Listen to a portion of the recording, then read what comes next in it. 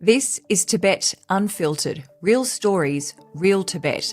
Unfiltered conversations, eyewitness accounts, and deep dive investigations that challenge the Chinese Communist Party's narrative on Tibet.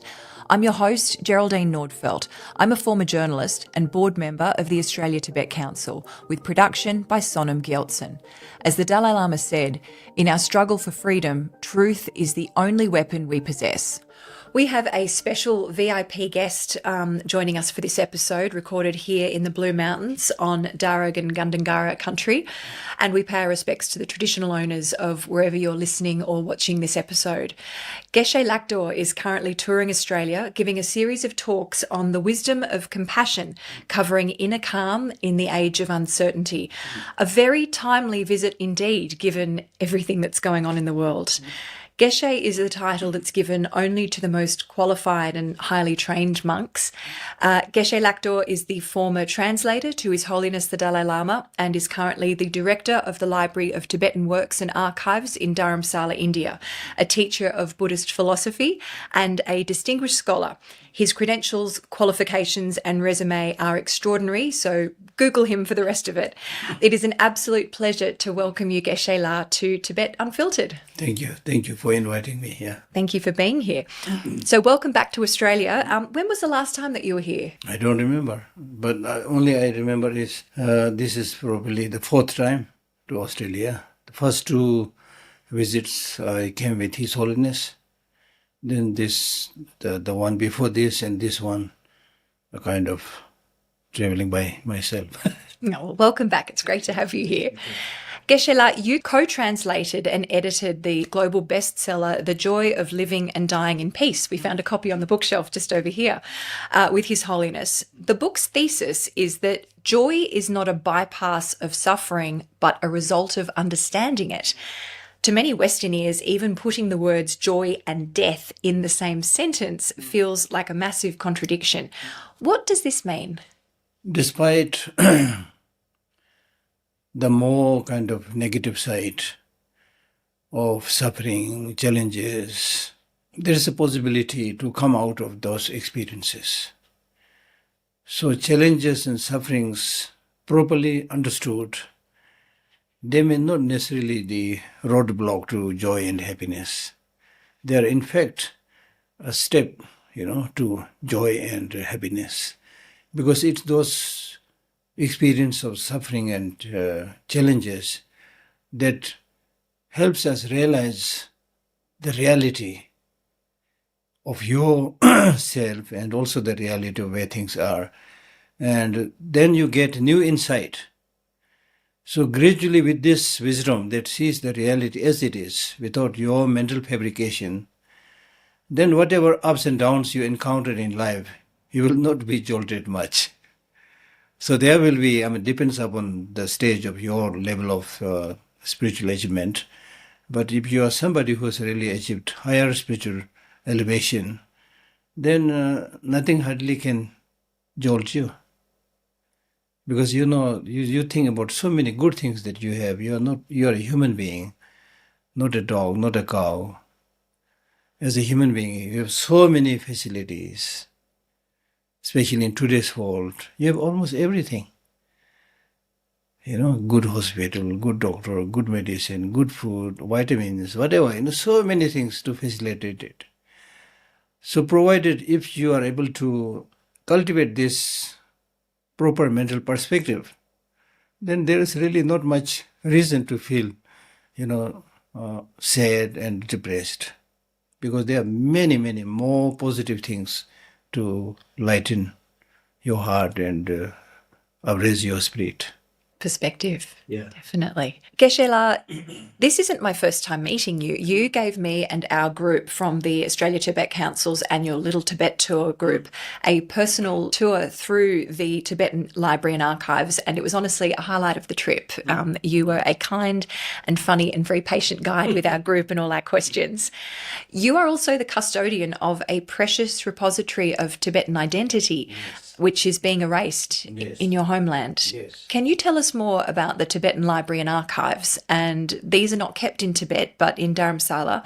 How did they come to be in India? And can you explain why it's so important? Yes, one of my, Australian supporter mentioned yesterday. She's responsible for inviting me. She used to be custodian and caretaker of library right from a young age. Then in 2024, when she visited library, she had this background of being a librarian and now saw this Tibetan library in exile. And she saw it in a different perspective. It's not just a library where you provide opportunity for people to read books and things like that. But this Library of Tibetan Works and Archives is a center where you are really struggling to preserve your dying culture, dying language. And because of this unfortunate situation that is happening in Tibet, it becomes very crucial. It's almost like death and life question. So she said this, and I was really struck. Yes, this is the right thing that you are saying. And the reason that His Holiness opened this institute is when Tibetans left their country and came into exile, many of these unfortunate or helpless parents, they managed to bring just their children and maybe few reliquaries, like artifacts like holy statues or scriptures, just few things. Because they were like running away from their country, risking their life. So once they are safely in India, the first thing that occurred to their mind is, let us offer our children to His Holiness so that he will be able to look after them. And also the statue and scriptures, not necessarily everybody, many of them offered it to His Holiness. Then His Holiness said, we should open a separate place where all these things can be seen by people, respected by people, and more importantly, studied by the Tibetans and others. So this is how it, came into existence. So therefore, from that point of view, it's very precious. Number one, we are trying to preserve a dying culture. Number two, it is blessed and opened, inaugurated by His Holiness Dalai Lama himself. And it's a center which was really blessed and visited by many, many living masters, like His Holiness's two tutors who are no more, many, they blessed and consecrated those places. So therefore, it's very, very special for us and very unique.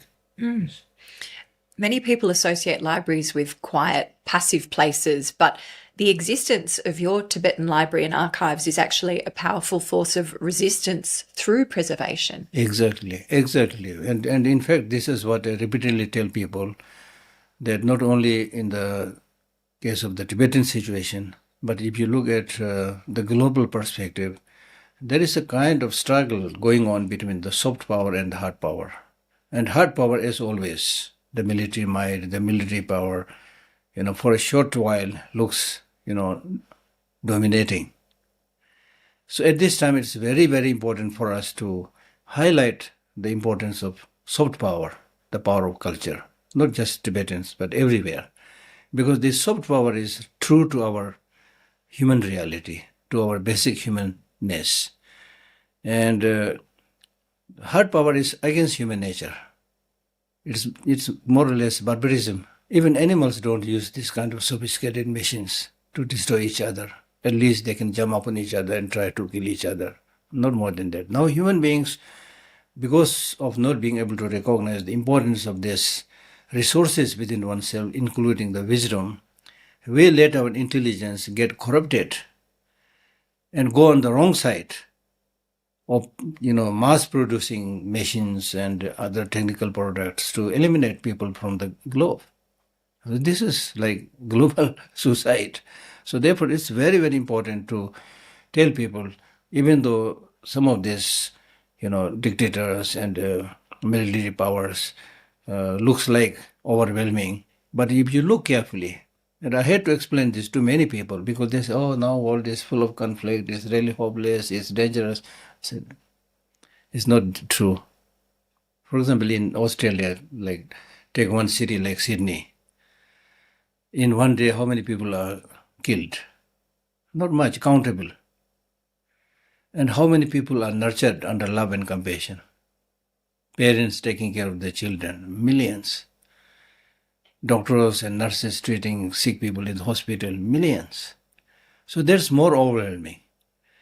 But the other side of violence, other things, they get more news because this is not true to the human nature, and people say, oh, so in order to make anything news, they show that those kind of striking things, and we get jolted. And sometimes, unfortunately, we start believing now we are hopeless. That is not true.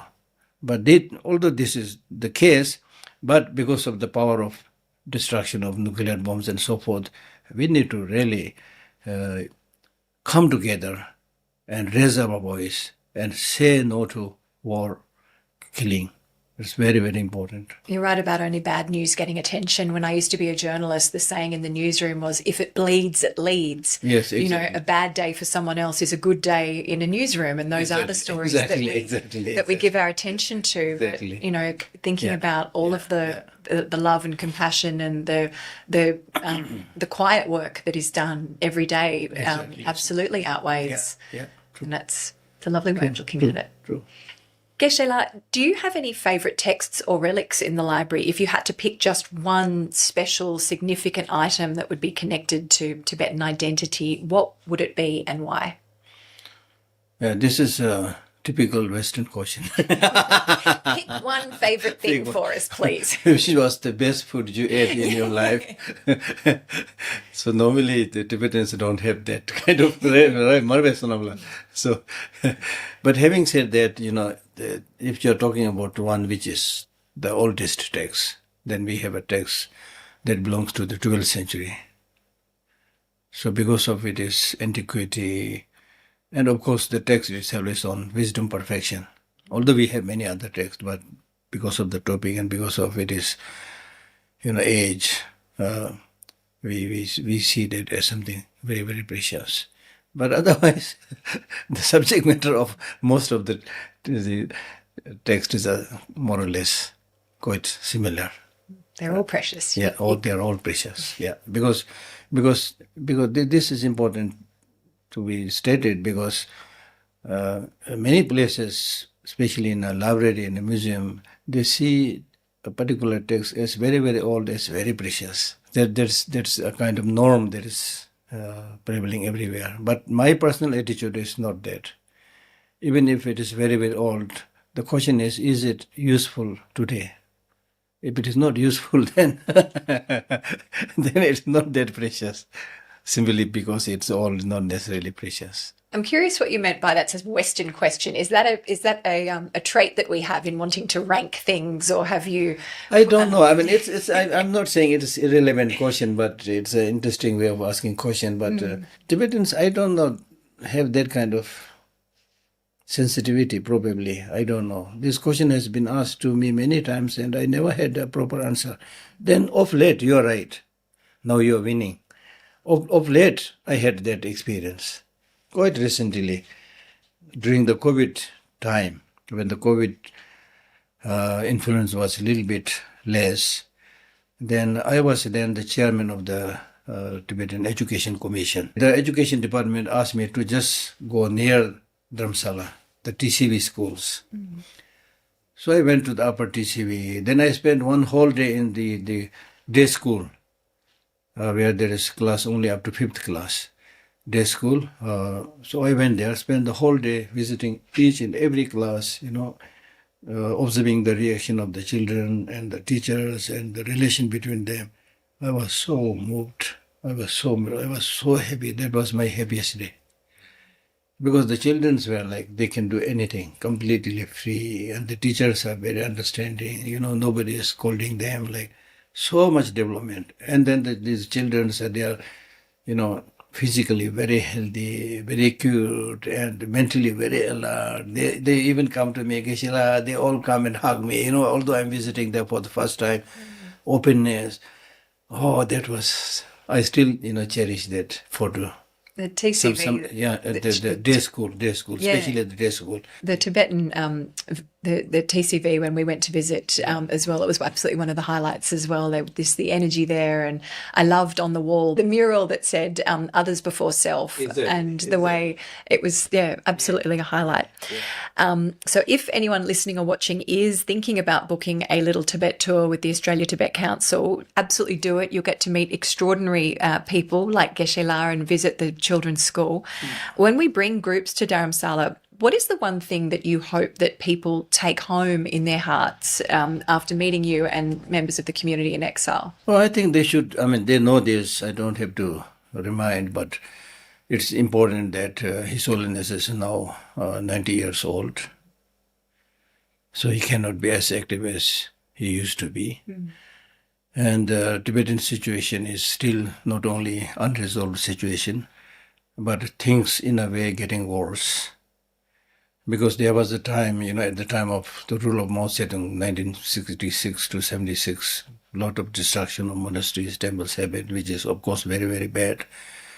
But now, instead of physical destruction, the Chinese government is trying to destroy the very identity of the Tibetan people by starting all these boarding schools, where the Tibetan children are put in the boarding school and have hardly any access to their parents. Now, just 2-3 days back, they made this new rule, where in the schools and colleges, the minority languages are not allowed to teach.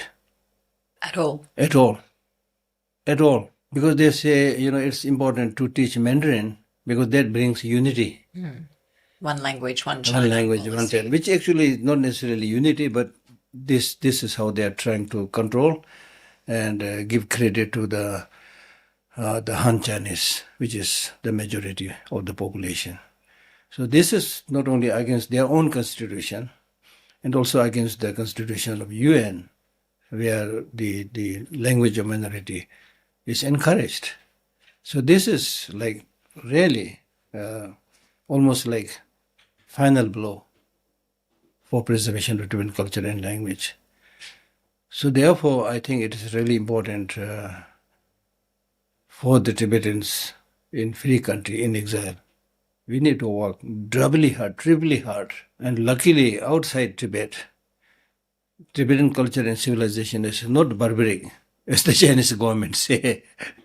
You an Australian, individual knows this very well. There's so much interest because it is this Tibetan language through which this concept of compassion, concept of non-violence, more importantly, concept of interdependence are taught so, perfectly and so important in today's life.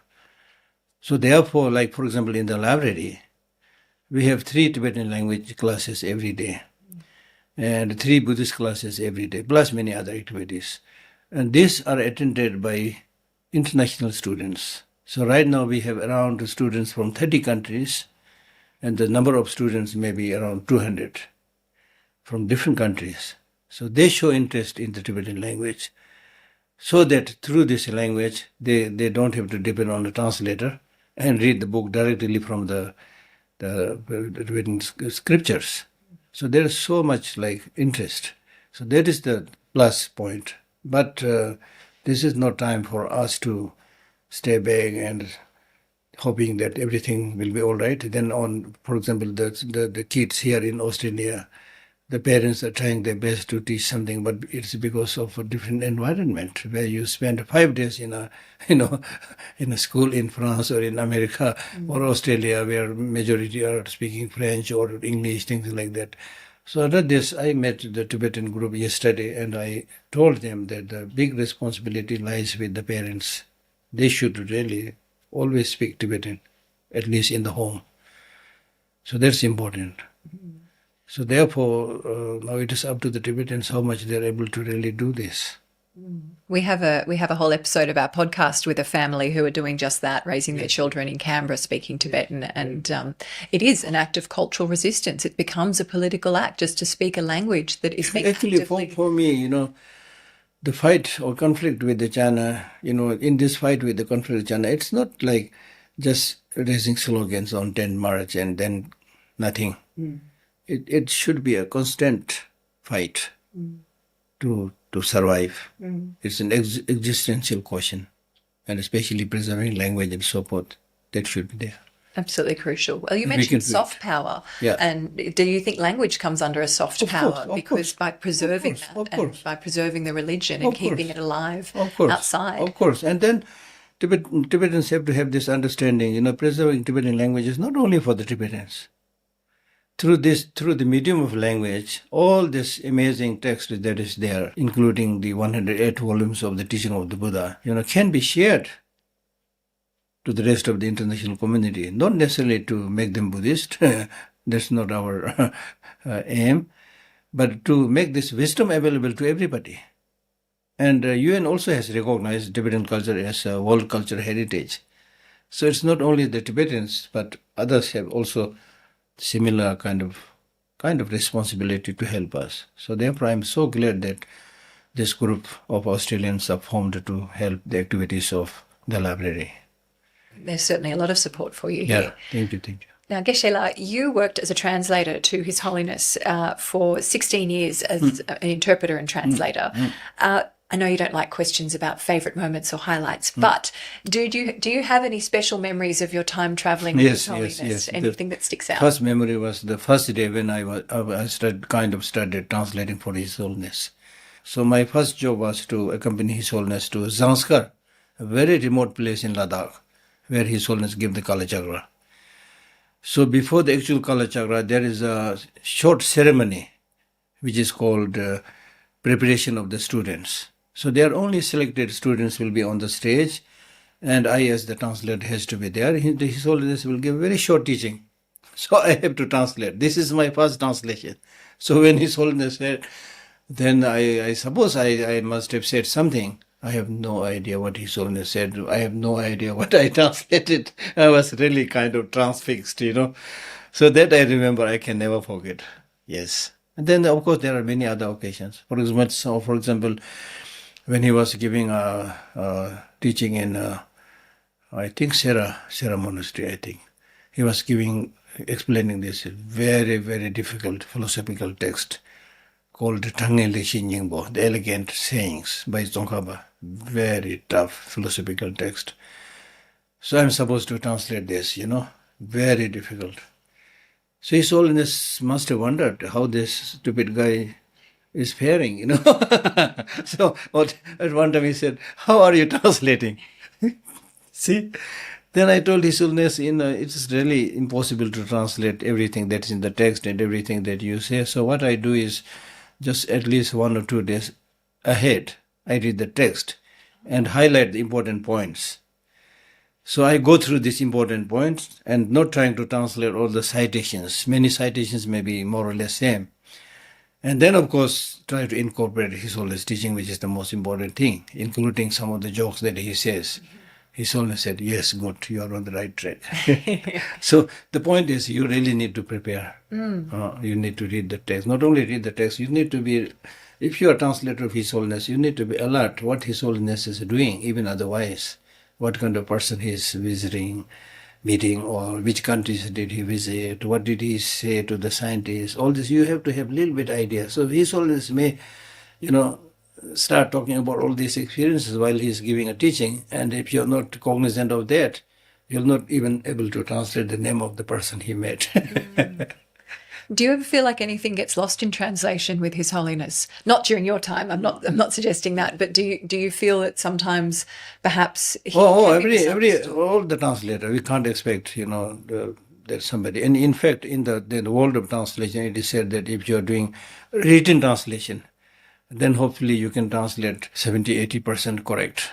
But if you're doing on the spot, verbal translation, especially simultaneous translation, people normally don't expect more than 70% translation.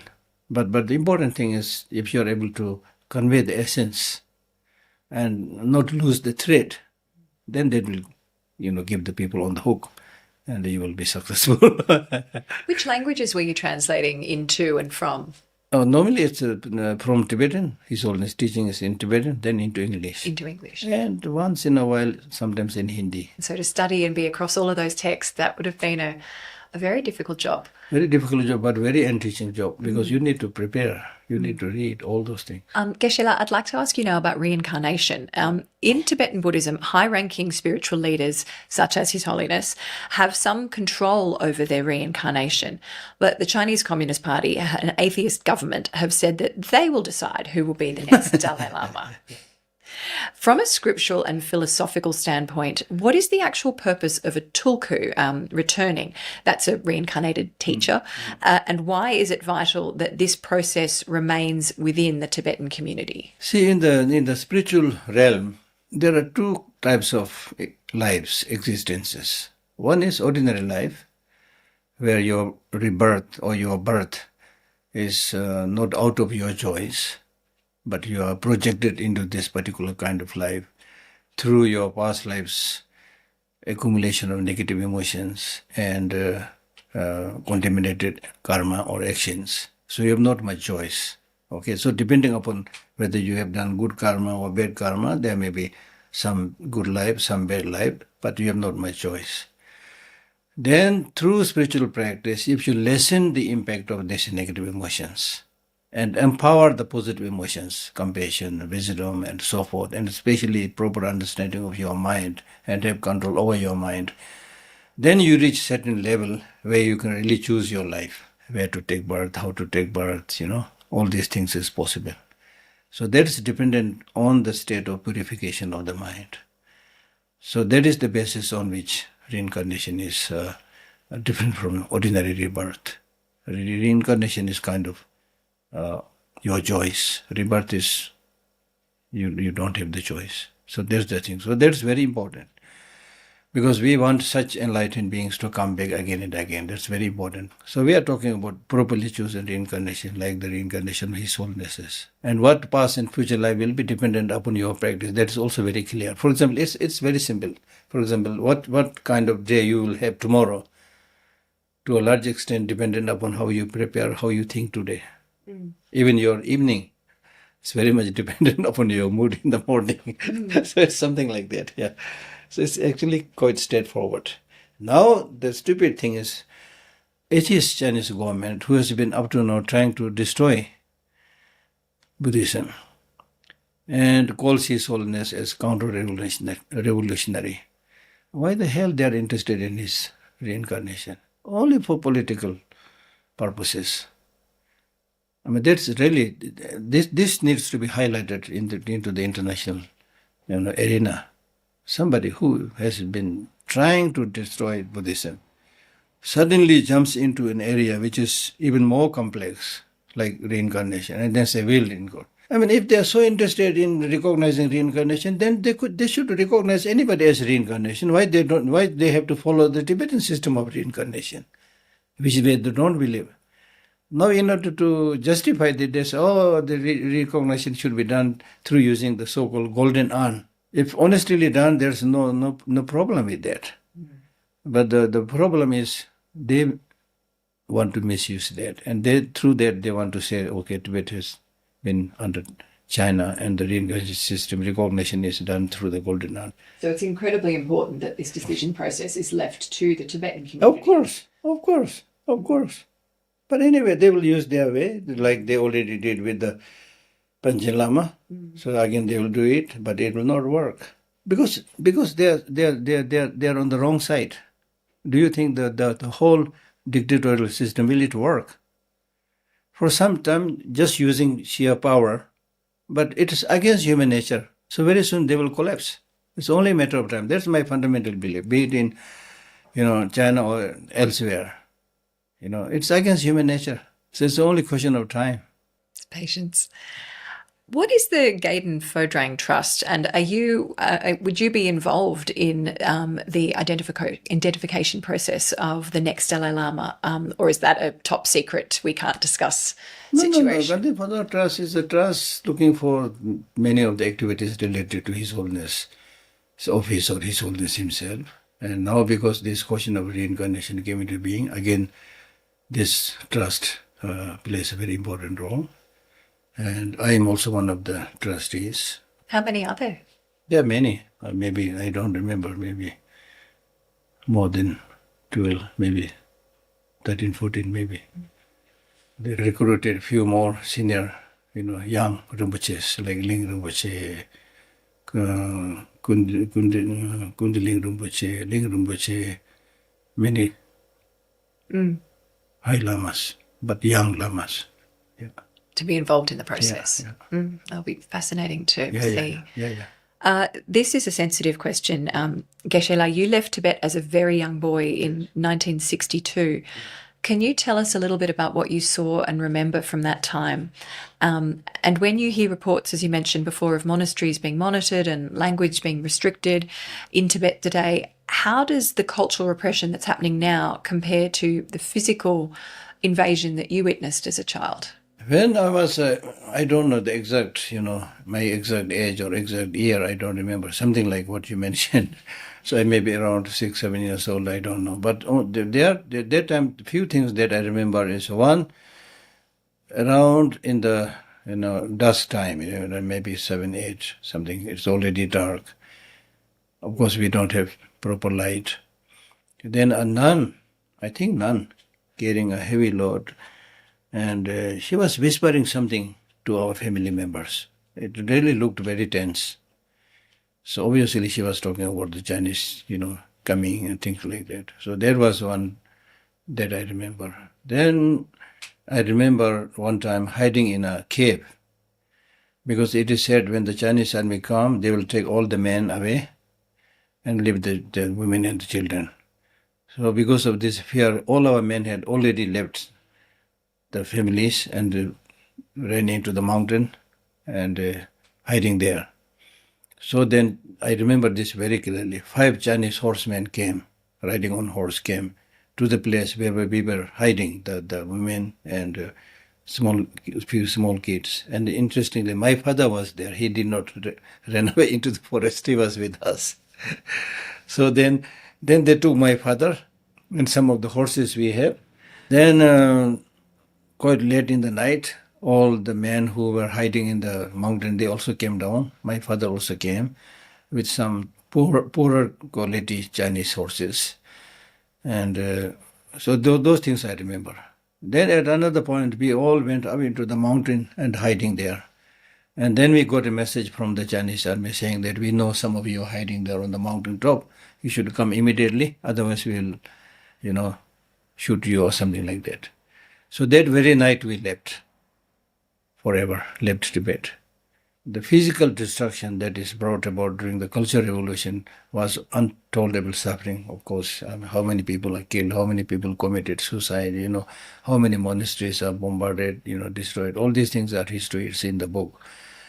But now what they are doing is more dangerous, because they are trying to wipe out the very identity of the Tibetan people. And it's a communist kind of motto. They say if you want to destroy a country, destroy its language. So that's what they are doing. Now most of the young kids, they can't, talk with their grandparents. They can talk with their parents a little bit, because their parents speak broken Chinese or little bit Tibetan. And with the grandparents don't know Chinese, so these kids can't speak with them. It's very, very dangerous. And then, of course, the overwhelming Chinese population, and difficult to get proper education, difficult to get a job. Tibetans are compelled to mix with the majority of the Chinese. And, just as it has happened in Xinjiang, demographic invasion. Tibet is already, Chinese are more populated than Tibetans in Tibet. So it will become more and more. So one day everything will be gone. So therefore the hope lies with the Tibetans in exile in free country. But having said that, Tibetans in Tibet also, they are very resolute. They are trying their best to do whatever they can do. Yeah. Despite all of this, we hear that Buddhism is still thriving in the hearts of Tibetans who are inside Tibet, even if it is still illegal to display a photograph of His Holiness. How can Tibetan Buddhists maintain their inner religious freedom when their outer freedoms are being denied? The Buddha has always taught that at the end of the day, all kind of solutions for any kind of problem has to come from within. That means through education.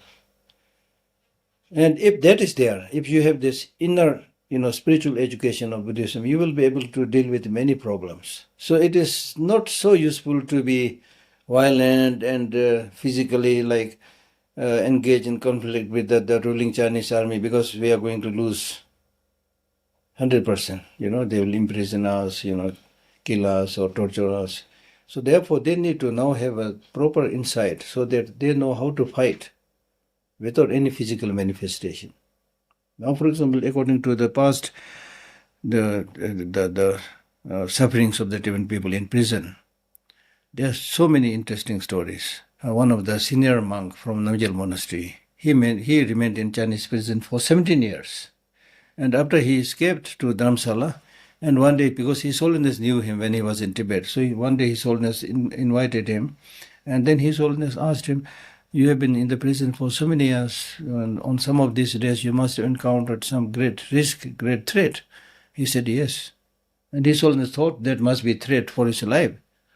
Was that threat for your life? He said, "No. It is the risk of losing compassion for the Chinese." So powerful. So powerful, because if you have this really, really deep, profound inner realization, you're not so concerned about your personal well-being. You have a bigger picture.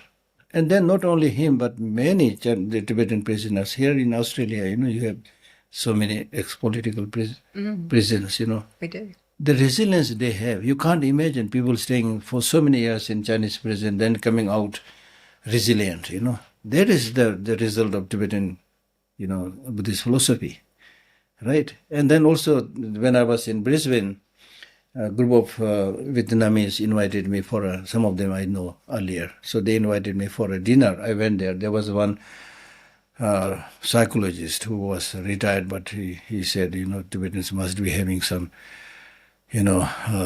trauma and other problems. If there is anything I can do, I'll help.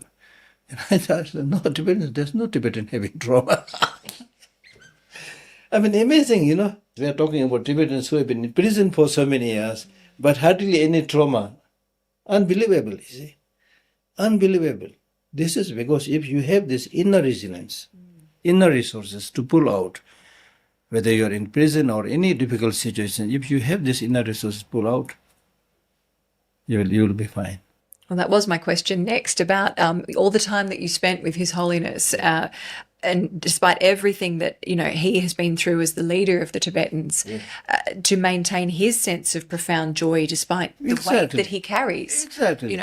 How, I guess, for listeners who also feel overwhelmed by everything that's happening in the world. Yes. Do you have any advice about being able to challenge that? Not my advice, but there is a beautiful teaching by Shantideva, who said, if it is something you can change, don't worry, because you can change it. If it is something you can't change it, no use worrying, because by worrying you can't change it. It's very simple. So what the Buddha and other teachers are saying is, be realistic.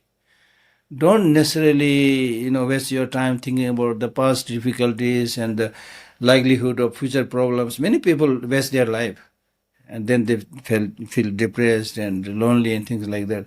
He always says this thing. When I meet the Tibetans coming from Tibet, they show all their pent-up energy and sadness, everybody crying. It's overwhelming. And His Holiness to meet these people on and on, so many years. But he's always cheerful, laughing, encouraging. And at the end of the day, His Holiness says, I do my best. Then after that, I go to sleep very peacefully. That's the way. That bothers the enemy. And they have now started thinking, how come that we have made so much suffering to the Tibetans, but His Holiness is flourishing, That's the tactic. So therefore, one of the great teachers, Nagarjuna, he says, if you want to overpower the enemy, you should embrace your knowledge, education, capacity, power. And what is the use of hatching ill will to the enemy? That will not harm the enemy, it will only harm you. Because if you develop this unpleasant negative emotions, you are the first victim, not the enemy. I guess that Michelle Obama has that expression, when they go low, we go high. Exactly. And not letting these things get to you. But I was stuck in traffic on the way here. I was a little bit late and I was getting so cranky because, but then what can you do about it? You're stuck. Not the solution, yeah. And when you feel, frustrated, then the time also goes very slow. No use. Geshe, like, you give talks all around the world where you travel and you speak to people. Yes. Again, asking you that question, what is the most common question that you get asked? What is the meaning of life? Or what do people ask you most frequently when you give your talks? I don't remember what people are asking me, but I remember what I teach. So, number one, I must confess, I'm not a deeply learned kind of scholar or anything like that. But based on the little bit of Buddhist studies and other exposures that I have, I try to collect the wisdoms coming from everywhere. Not just Buddhism, but from science, from philosophy, whatever. And then those bits of wisdom, which really carries the heart of human experience, the meaning of life, things like that. When I find such a thing, this is the way. You can convey a big idea with a simple, short 2-3 sentences. Then I explain that. So my target is not to show my scholarship, how clever I am, how learned I am, which I am not. Number one. You're being modest. Number two, I also don't try to do that. And therefore, what I try to do is, may the person who is interviewing me or talking to me get some insight, get some benefit, so that his or her life will be much better. And with this motivation, things that I share, which came from Buddha, which came from His Holiness and other teachers, I share that. I'm so happy to say that many people get benefited. So the reason is, as His Holiness says, much of the suffering we encounter are unnecessary suffering. Unnecessary suffering because of two reasons. One, unnecessary suffering because you are suffering because you don't have the insight, education. You are ignorant, that's why you are suffering. You don't know how to deal with changing situations. Number two, much of the suffering are because of that ignorance, man-made sufferings. It's not just natural disaster.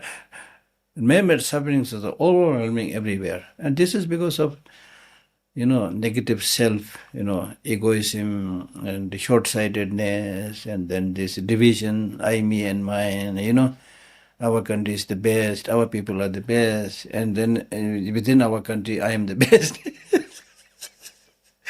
So it's clearly, due to lack of understanding, lack of knowledge.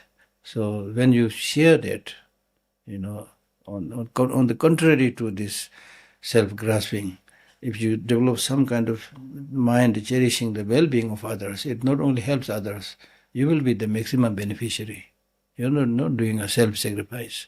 So when you tell these things to people, and then also based on scientific findings, the more you talk about yourself, the more you get this narrow-mindedness of I, me and mine, the more you get suffocated. And many of the modern diseases, including heart attack, are because of this tunnel vision, narrow-mindedness. If you open up, you may have some problems. Acknowledge that there's realistic, but how many hundreds of millions of people are there who are much, much less fortunate than yourself? Just for one meal, they have to struggle. So when you think like that, then, at least in my case, I'm so lucky, Not only I am flourishing, but I can do this thing, share this thing to others. Geshe, that were all the questions that I had for you. Is there anything else that you'd like to add that you don't think we've covered or that you'd like people to know? The only thing that I want to say is, based on my,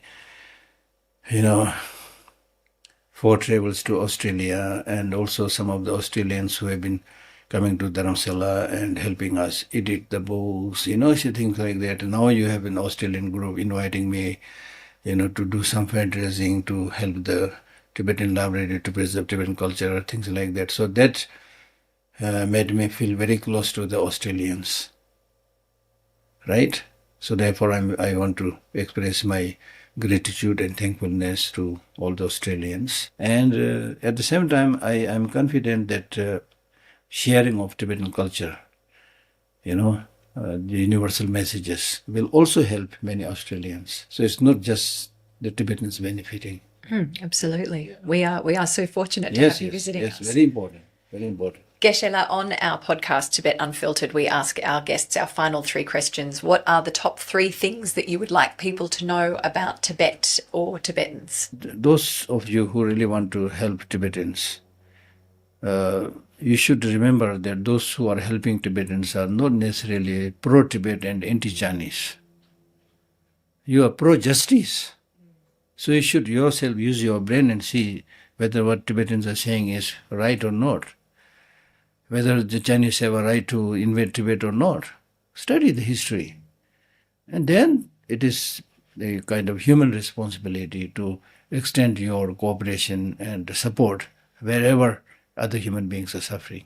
The struggle that Tibetans are making is not just to get the piece of land that is lost. That of course we have every right to do that. But much more important than that is preserving this very special, unique Tibetan culture. As I mentioned, a world cultural heritage and has so much capacity to benefit people all over the world. So that preservation of culture is, I think, very, very important. 2, now 3rd, what should I say? And then I have told the Tibetans in Australia also, you should try to, in terms of education, in terms of job, in every field, you should try to do the best. Not just stick to one small, easy job. It's understandable. It's not easy to get the best thing right in the beginning. You have to do many of those things, but gradually you need to become better so that you can contribute to the Tibetan cause, you can contribute to the host country, right? That's very, very important. And then I told them, you should also learn the many good things that is offered by the Australian government and the people. There are so many good things you can learn. Right. While it is important to keep the Tibetan culture alive, it is also important to recognize many lapses that is there in the Tibetan way of life before, you see.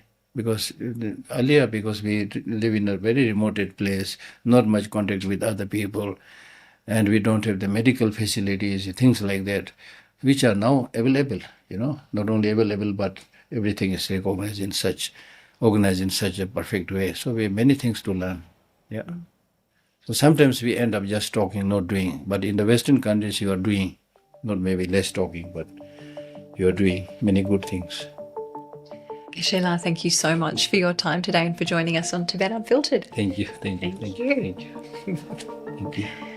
Tibet Unfiltered is a podcast by the Australia-Tibet Council, a not-for-profit human rights organisation. We amplify the voices of Tibetans, campaign for their freedom and human rights, and ensure the international community hears their stories against Chinese Communist Party propaganda. I'm your host, Geraldine Nordfeld. Production by Sonam Gyeltsen. Join us again soon for another episode of Tibet Unfiltered.